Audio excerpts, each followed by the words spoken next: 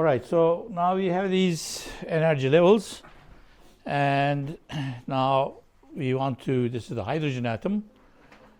Okay, now we want to start to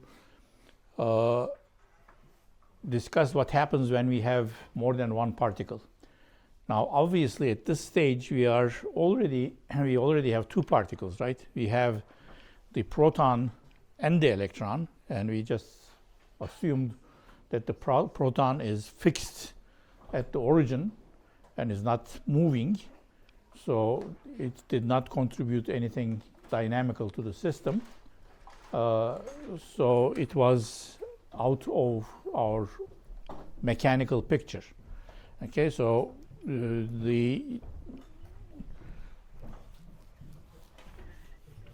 formally, we should really look at what the effect of the proton is going to be also, because that is also a particle, although somewhat more massive, about 1,000 times massive than the electron. So it's not a bad approximation to assume that proton is fixed and electron is moving.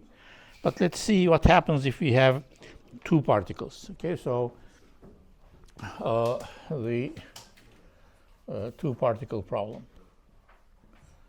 So at this stage, we'll assume that these are two different particles. Okay, so the proton and the electron, because we'll see that if the particles are the same, then we have additional physics going in. Okay, so if I have two particles, what can I have? Well, one possibility is that they are interacting with one another. So I have the total energy, the total Hamiltonian, which is going to be P1 squared over 2m1 plus P2 squared over 2m2. And then there is going to be some, okay, possibly potential amongst them. But let's just, okay, so let's just assume that, okay, so let's assume that the potential between them depends on the distance between the two objects. Okay, so in fact, possibly only the magnitude. So this, the potential part you can modify a little bit, but suppose this is your Hamiltonian. Okay, so in fact, for the hydrogen atom, it is in this form. Okay, so what does this look like? So this is minus h bar squared over 2m1 del squared del x1 squared. Let me write, in fact, more generally, and then let's go to the x direction, minus h bar squared over 2m1, then a Laplacian with respect to the x1 coordinate, right? So it will be, so this object here now is going to be del squared del x1 squared plus del squared del x2 squared plus del squared del x3 squared. No, okay, y, thank you. I got into a loop here. y1 squared, z1 squared, and so on. So, and over here minus h bar squared over 2 m2 del with respect to the second particle coordinates. And if that's so, then this potential is also, okay, a function of x1 minus x2 and y1 minus y2 and z1 minus z2. Okay, something like that. So how do we solve a quantum mechanical problem like this? Well, we operate with h on a psi, which is going to have a dependence on x1, x2, again I'm doing the same thing, x1, y1, z1, and x2, y2, and z2. Okay. I may have forgotten to shut my phone off. Let me just do that. Okay. So h times that, in fact, in general, there will be a time dependence, is going to be equal to energy times the same type of psi. Okay? But one thing you can see immediately, this is not going to be an easy problem. Even if you want to solve this, for example, numerically, the space in which you have to work is extremely large. Okay? So this object, if you just look at the coordinate space here, it's a 6-dimensional space. Okay? Now, in classical mechanics, if you want to solve a problem, right, with two particles, you have one particle here, and it has coordinate x1, y1, z1, and those are the, and another one here, x2, y2, z2. Those are the only variables, really, that you have to keep track of. Okay, so if you want to make a computer simulation or something, so those of you who took the Physics 124 course from me in freshman, you did simulations like this, two particles moving around, etc. You have to just play around with these 6 variables, right? But when you have quantum mechanics, you have to keep track of functions. Even with a single, okay, particle, you have a psi of x, y, z, which means you have to, okay, keep track of all these points and the values of the function at those points. So if you have, for example, something like, if you discretize the space so that you have n points on each axis, okay, n points there, n points there, n points there, you see you are going to get 3 to the 6, okay, n to the 6, okay, points to describe psi. And you see it's getting increasing quite fast, so it's n to the 6 points there. So you'll see that usually just straight numerical simulation is out of the question for many quantum mechanical problems. That's why, for example, many problems that you cannot actually do on the computer, if you can do it, if you can do an experimental version of it as an experiment, it is something that's not doable on normal, ordinary computers. And that's why you have this promise of quantum computers, etc., which tells you that, okay, if you can experimentally somehow look at the time development of something like this, which you cannot in an ordinary digital computer, then you have an advantage in solving the problem.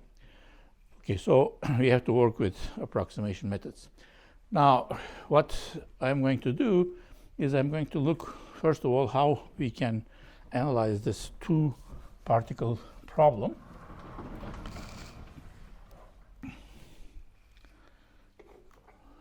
Let's look at the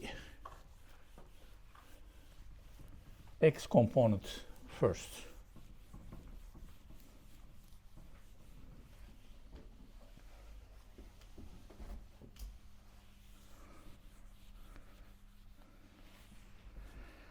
Okay, so let me just say, instead of x1 and x2, okay, consider the variables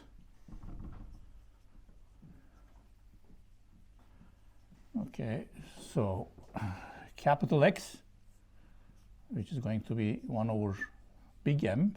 Big M is going to be the total mass, M1 plus M2. Big M, M1 times X1 plus M2 times X2. So what's that? That's the central mass coordinate, right? And I will also look at the relative coordinate small x. So this is going to be a little difficult to keep track of capital X and small x, so I'll try to okay, be careful in differentiating them. Okay, so instead of just using psi of x1, x2, dot, dot, dot, I am just going to parameterize this in, okay, terms of these variables. Same thing for y and z, obviously. Okay. So let's see what del x1 will transform into. Okay, del x1 is going to be equal to del big X, del x1, del big X, right?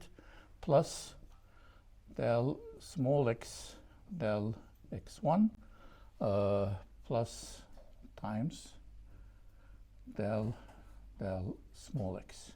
Okay, so what is that? That's going to be m1 over capital M del capital X, okay, plus small x, x1, that's just 1, del small x, okay.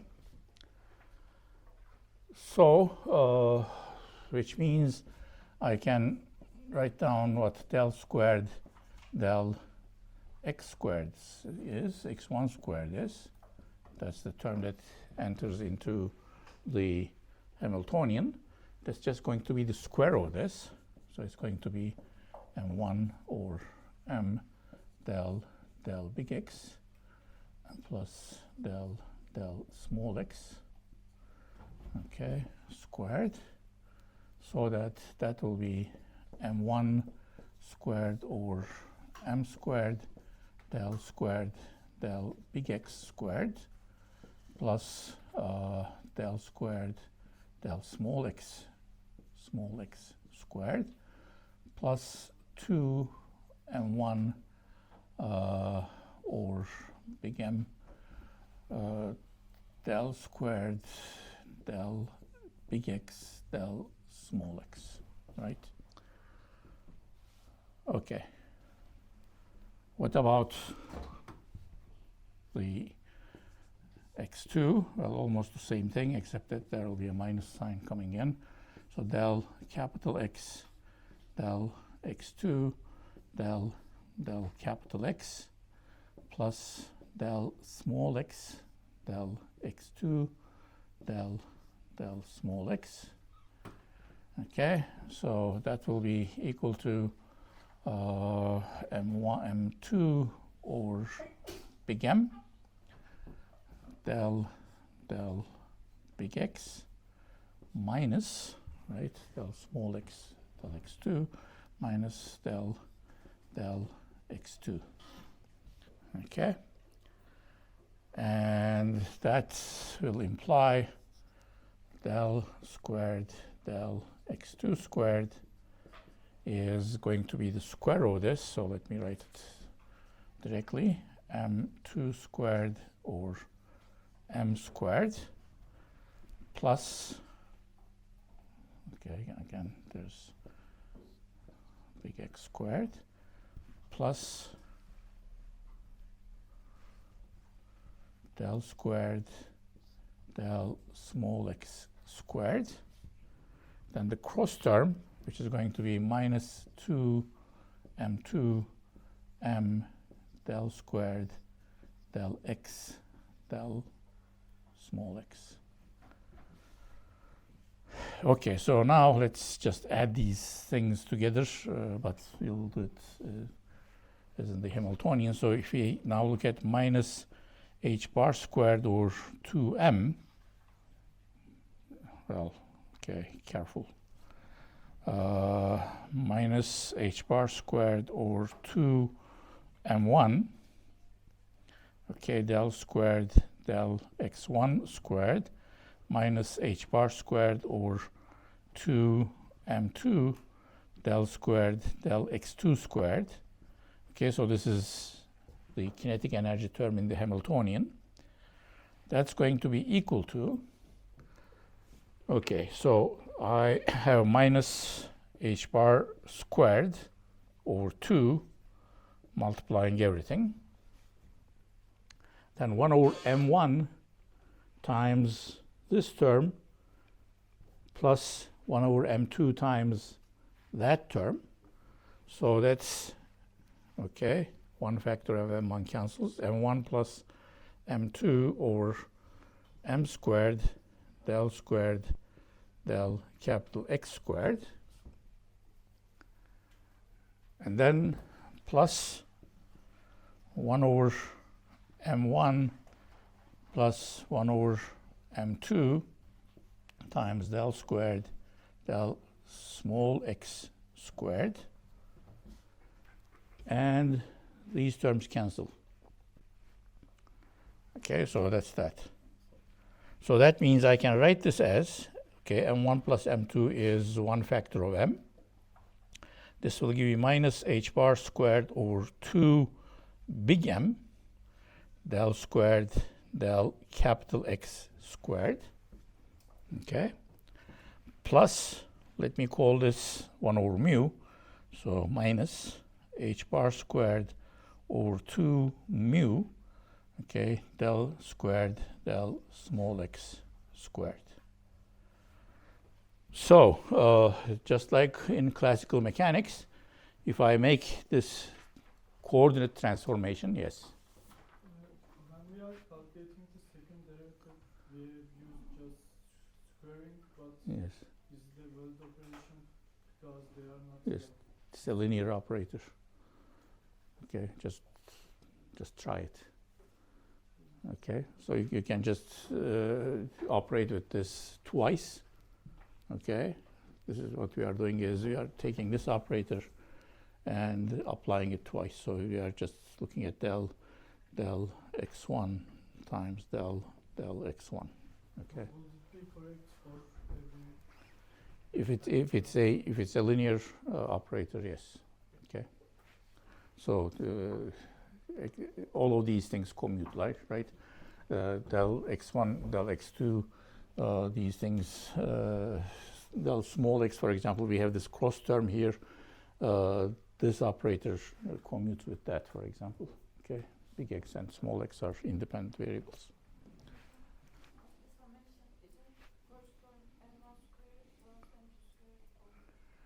No, but because I am dividing this first one by m1, second one by m2. Okay, so 1 factor of m's go away. About that, on time we should be careful is, for example, they are multiplied with a function of x, right? Again? They commute on because they have constant coefficients, right? Yes. Yes.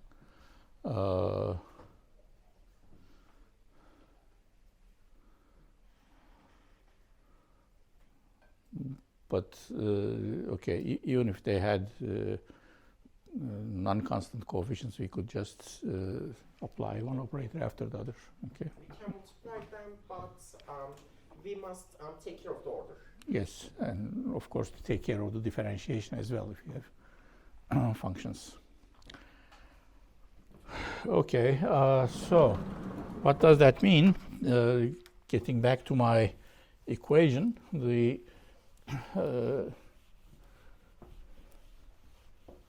that says that I can now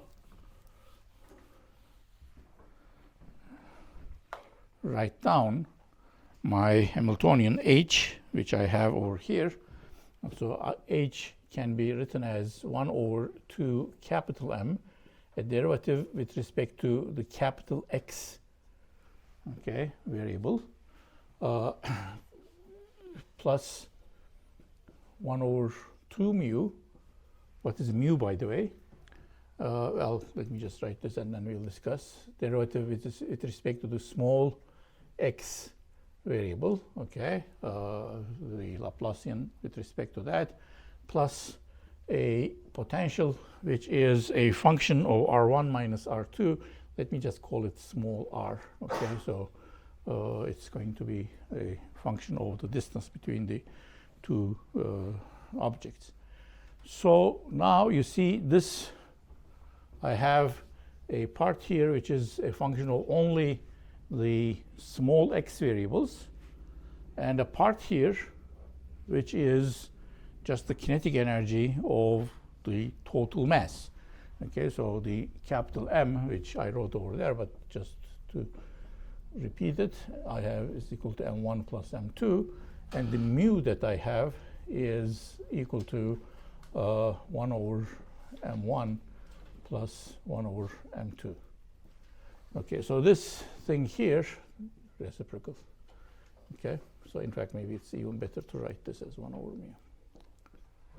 Yes. Why did we exclude the h bars from the Of course they are there.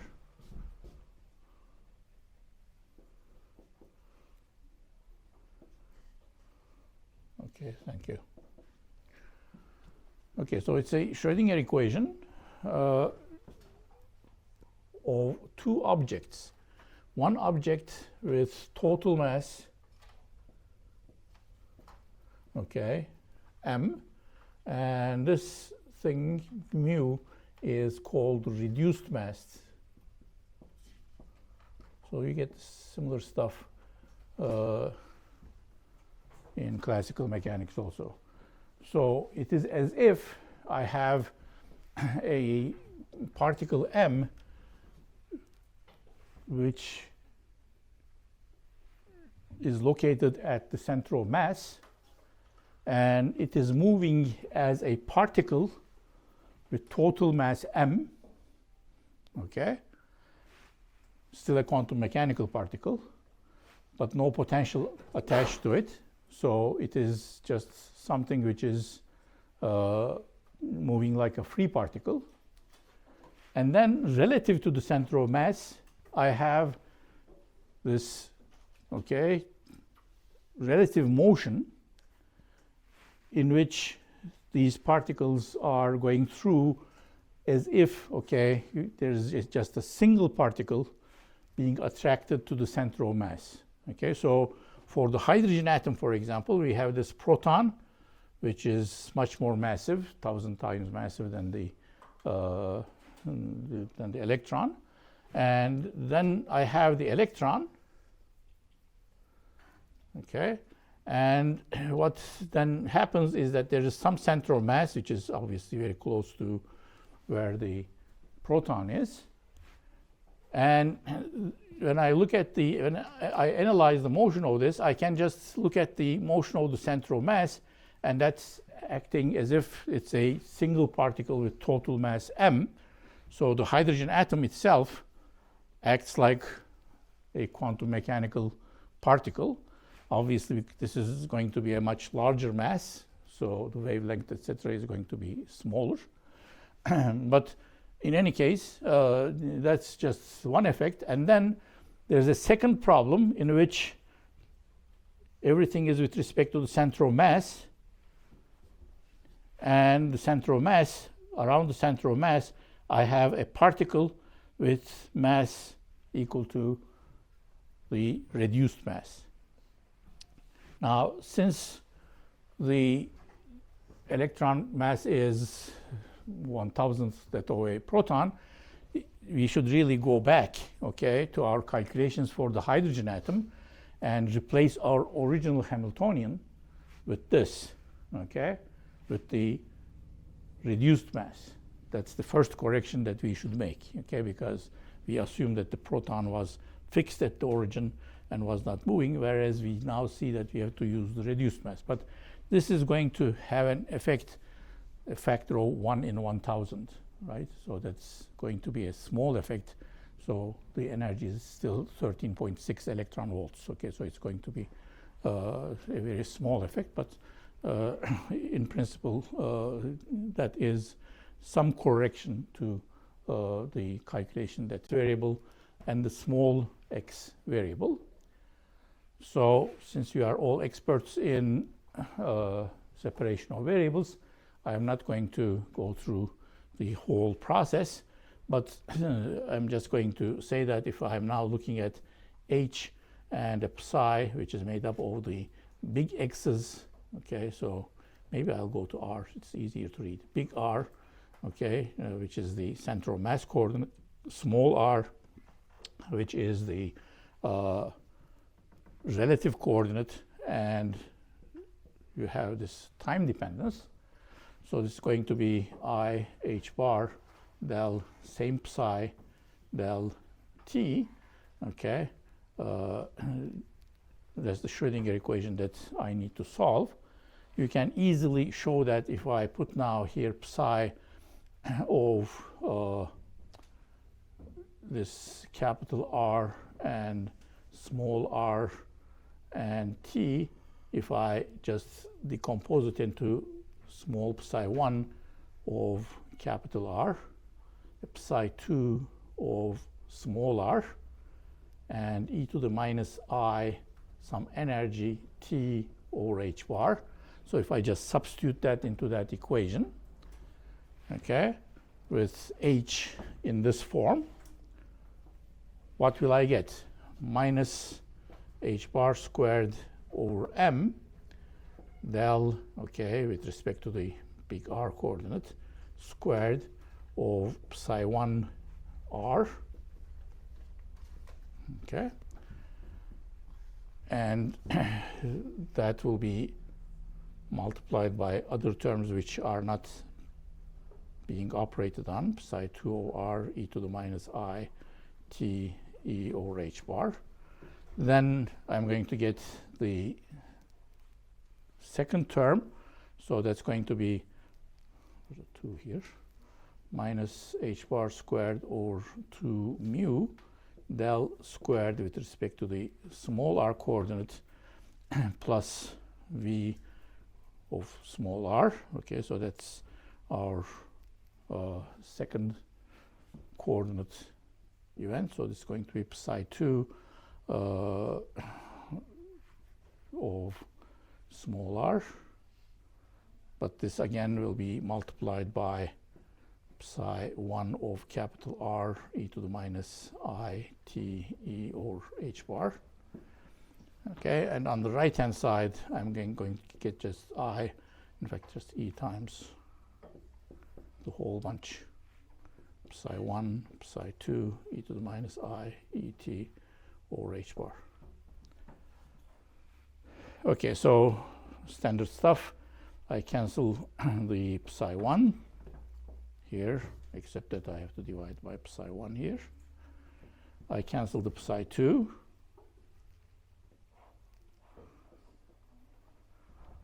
Okay, where's the other one? Over here.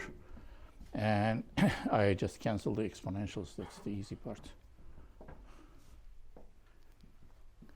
So now I have a function of capital R, function of small r equal to a constant, which means this has to be equal to a constant. So I'll call this one E1, and I'll call this one E2, so that I'll get a equation E1 plus E2 equals E. So the energies of the two types of motion add up. Okay, so the motion of the center of mass corresponds to some energy E1. The relative motion corresponds to some energy E2. And the total energy is the sum of these things. And it's all very nice and intuitive. Okay, this gives me a Schrödinger equation, a time-independent Schrödinger equation. Okay, of the form H1 psi, okay, capital R equals E1 psi of R. Okay, so that's for the central mass coordinate, no potential. This one is going to give me H2, okay, psi, this was psi 1, right, psi 2 of small r equal to E2 psi 2 of r. Okay. So that's what we have. Okay, so that's what happens when I have two particles with two different masses and everything. Okay. Now, what happens? So we'll go now one step further and discuss what happens when we have identical particles.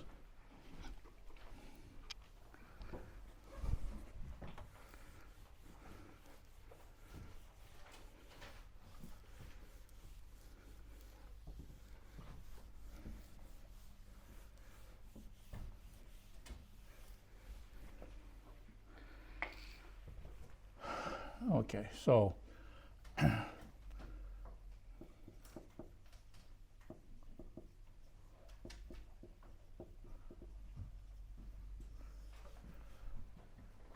so there is one interesting outcome of experiment. In fact, it's a very old sort of thing. It starts all the way from the time of Boltzmann, that identical particles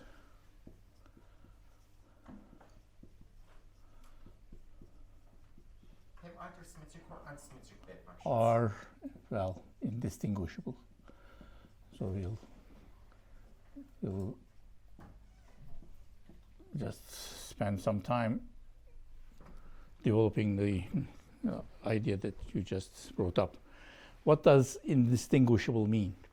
Okay, it means that if you actually have two particles, say this is the first electron and this is the second electron, you cannot really label them as 1 and 2 like this.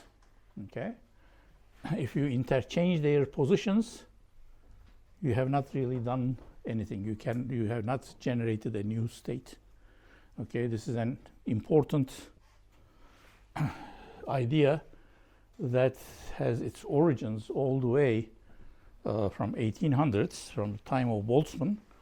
Okay, because there was this puzzle in statistical physics, in early statistical physics, that if you have, for example, a box full of atoms, okay, so suppose I have these white atoms.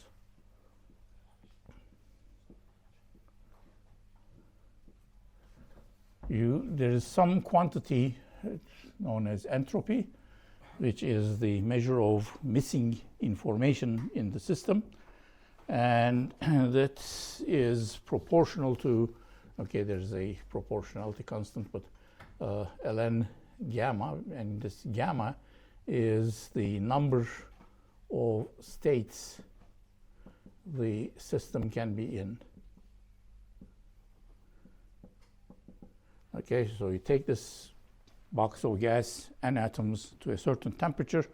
So how many different states can this be in? So this was even before quantum mechanics. And there's a way of calculating it. If you took the statistical physics course already, you know how to do it. If not, if you are taking it now, then you'll learn how to do it. So it's a number of different ways you can arrange these atoms inside a box. Okay? So if I have that box 1, okay, that's that. Okay, now if I take a second box full of black atoms like this, then the total entropy, of course, is going to be gamma 1 times gamma 2, because it's the number of states the first system can be in. This is the number of, okay, different types of states that second one can be in. So that's the entropy of the second system. Now, what the interesting point is, what happens when you bring them together? Okay, the two boxes, and then you punch a hole here, and the white atoms diffuse into the other box, and the black atoms, okay, diffuse into this one. Now the number of states the white atoms can be, so S is still the same, K ln gamma 1, but now I put primes on these things because the number of states that the black atoms can be in has been increased, okay, by a large amount because they now can move into the second box also. Similarly for the white objects. So if I call this thing S before the mixing and this after the mixing, I get S after larger than S before. So that's all very nice. But what happens if I take these two boxes and I had the same type of atoms in them? Okay, so if I had something like helium and helium, then if I just open a hole over here, nothing happens, right? Okay, the atoms just move around perhaps, but the total entropy is something that is proportional to the amount of matter you have, and here you have twice the matter, so it should just be the sum of the entropies that I had earlier. So same gas, okay, implies S after is equal to S before.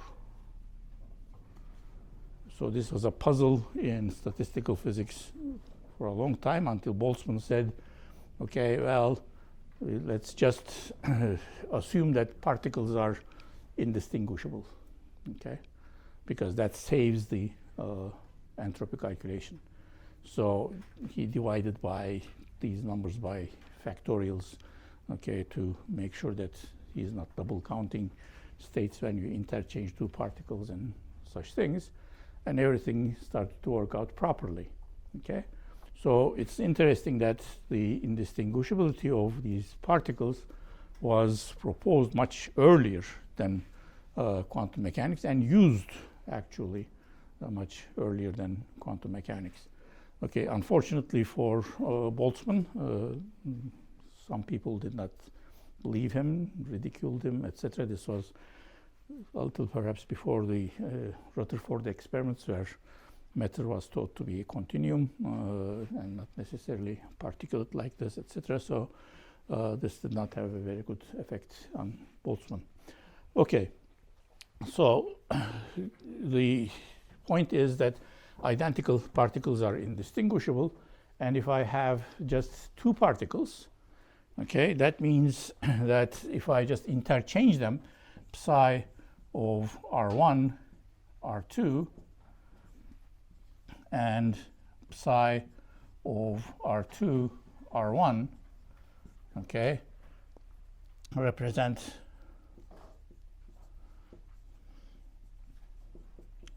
the same state.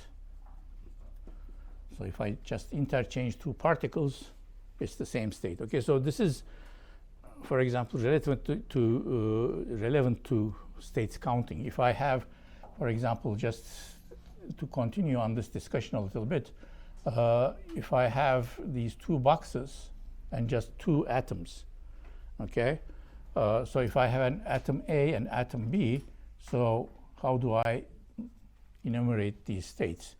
Both of the atoms can be on this side of the box, or A can be on this side and B can be on this side, and then I have B on this side and A on this side, or they can be both, okay, on the right hand side.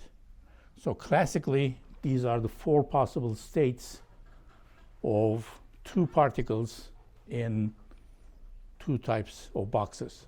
Now, quantum mechanics says these two are the same.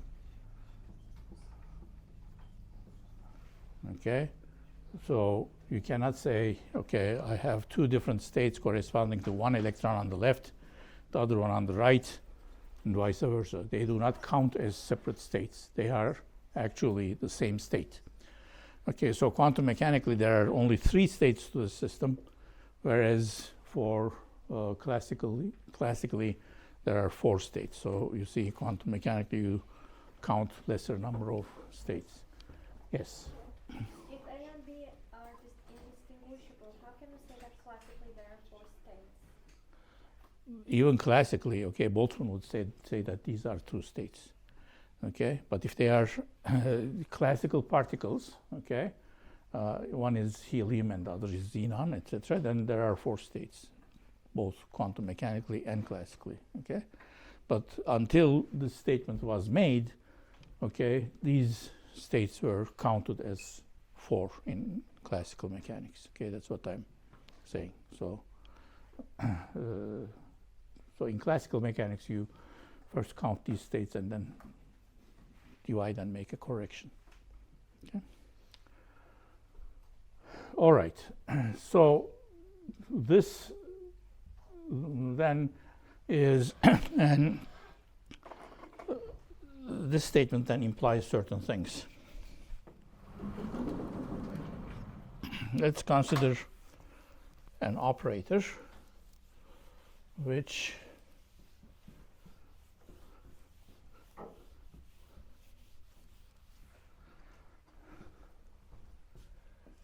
okay, so we have the parity operator. The parity operator is an operator which exchanges coordinates of 2 particles. Okay, so P of psi R1 R2 is equal to psi R2 R1. Okay, so it just exchanges those coordinates. Now, if I apply this twice, P squared, I get back the same thing, right? R2 R1 is equal to psi R1 R2 is equal to R1 R2 again. So you see, P squared is an interesting operator whose square is the identity operator. So P squared is the identity operator. It maps everything back to itself, because you change R1 and R2 once, you get something, you do it again, you get the same, get back the same thing. So P, so this has P squared has eigenvalues 1. So P has eigenvalues, the only eigenvalues that you can have are plus or minus 1. Okay? So that means there are 2 possibilities to this object. So P psi R1 R2 is equal to plus psi 1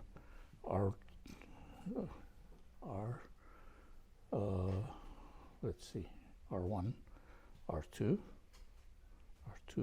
R1.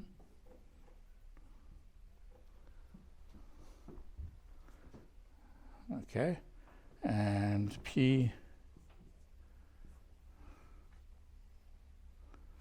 psi, I'm sorry, no, psi 1's here, psi R1 R2, which is equal to minus, I'm rushing things a little bit, so I want to be careful. Okay, so this is eigenvalue plus 1 psi R1 R2, but I know that this is equal to psi R2 R1. This is minus R1 R2. So this is the case when this has an eigenvalue minus 1, but this is also equal to psi R2 R1. Okay, so this is the case for eigenvalue equal to plus 1. This is the eigenvalue equal to minus 1. Okay, so if you just look at this piece of the equation, there are 2 possibilities. When you interchange these 2 coordinates, you either get the same wave function. Okay, so this is called a symmetric, actually it's space symmetric wave function. This is called space anti-symmetric wave function. Okay, so you can have these 2 possibilities. Okay, maybe this is a good place to stop because we'll have to develop, put in spin into this and so on. But you see that we are going to get some interesting effects due to this indistinguishability. Okay.